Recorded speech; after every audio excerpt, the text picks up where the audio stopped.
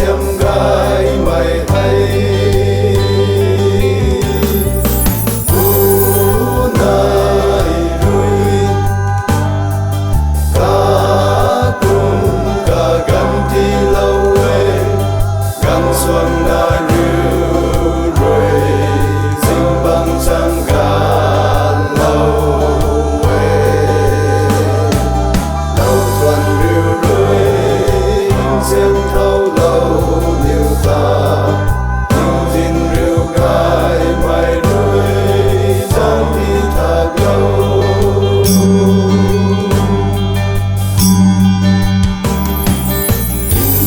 bài khẩu tươi riêng quay thì lòng lâu khẩu ring gata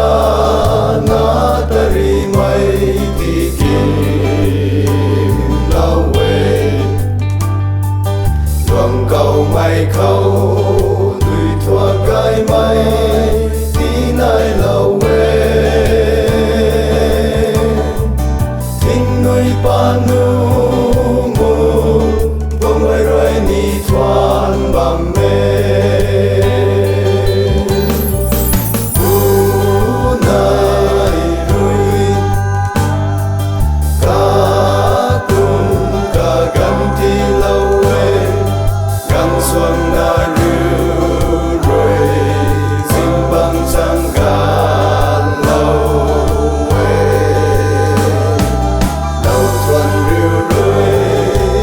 xem thâu lâu nhiều ta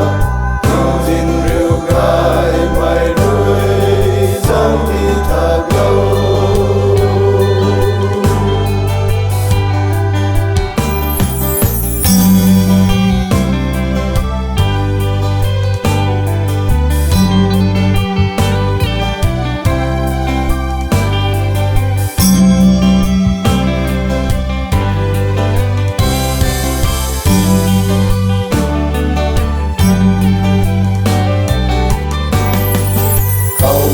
thình bằng quê hay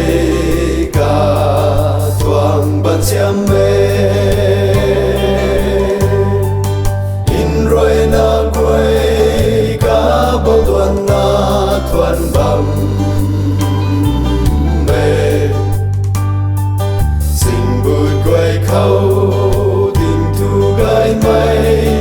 tí riêu cài lâu đi khâu hay cả soi em rồi thì pha đi